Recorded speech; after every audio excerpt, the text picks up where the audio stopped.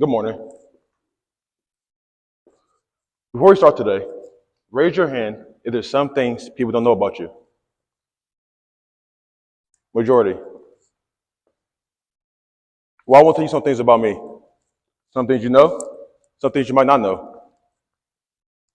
My name is Samari Smith. I'm 6'3", weigh about 300 pounds depending on wrestling season. I'm most likely going to college to play football. I'm a senior, but some things you might not know is I have a speech impediment. And for the last 3 years, meditation been a big part of my life. Each of you can make a list of traits to describe yourself just like I did.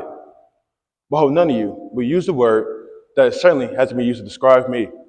The word smart.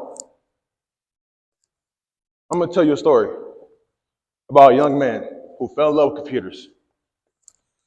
He grew up in Seattle with his two parents, two sisters.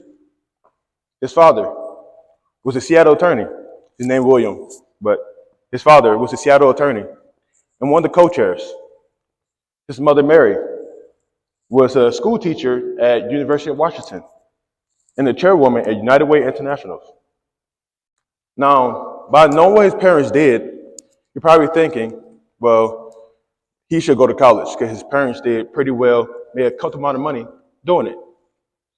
Well, he did go to college, but he dropped out. And most of you probably thinking, well, why did he drop out? That was a stupid idea. But he was a young man with a plan. He started doing his things, working on computers and whatnot. And by the late 1980s, his company was the largest in the world. Does anyone know who this man is?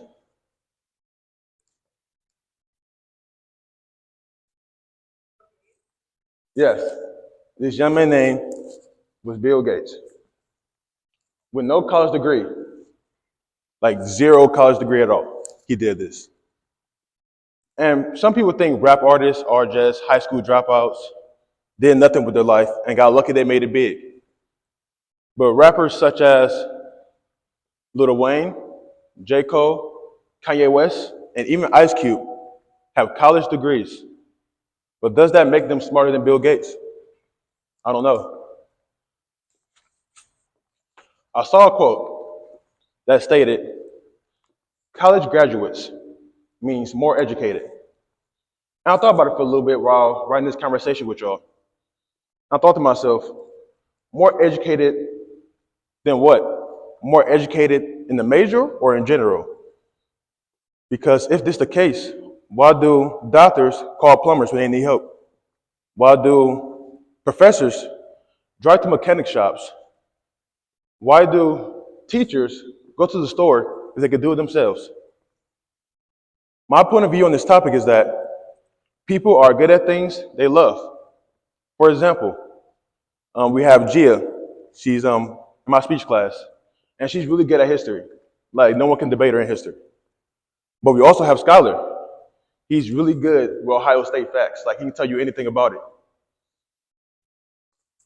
And since we're on the topic of blue collar and white collar, on average, your first college degree, well, your first two will be approximately 4 to 5 years, right?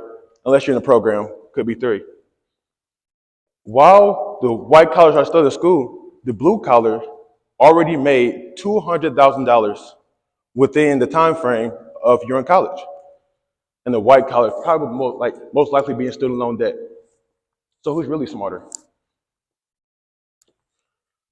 I'm gonna tell you a story about me. It happened between in the last year, beginning of this year.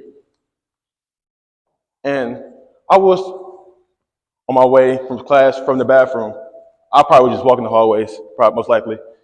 But I was on my way to class and freshman mentor was going on. I'd never been to freshman mentor because we didn't have it my freshman year. So I was curious. So I sat down for a little bit, had conversations with the freshman mentors that was doing it during the time. And it was going good until one of them asked me, hey, Samari, what's your favorite book? You're probably thinking, bro, Samari do not read at all. There's no way Samari read. And you're probably thinking that. So I told him, my favorite book is 48 Laws of Power. He asked me, he was like, How you know what that book is? So at that point, I feel like my intelligence was insulted. So I walked away from the situation. And yes, they did affect me in the bad and good way. In the bad way is I didn't want to feel that way ever again. And that made me feel terrible. So in the good way, I decided to read more and more. So my new favorite book is Rich Dad, Poor Dad. And at the point I'm at, I forgave him. And I thanked him because he actually did something pretty well for me. The word smart. What does it mean? I asked a few PCHS students what this word means. And they gave me some answers. Person one, more intelligent than regular people. Person two, above, the amount of knowledge you have. And person three, everybody's smart, but they are not smart at everything. Those are some really great answers, and better than what I thought they was going to give. But by definition, the word smart means having or showing a quick-witted intelligence. Well, by that definition, I would classify myself as smart. But your definition and what you seem to give people is slim to none. But how many saw the show Young Sheldon? That's quite a bit, actually, more than I thought.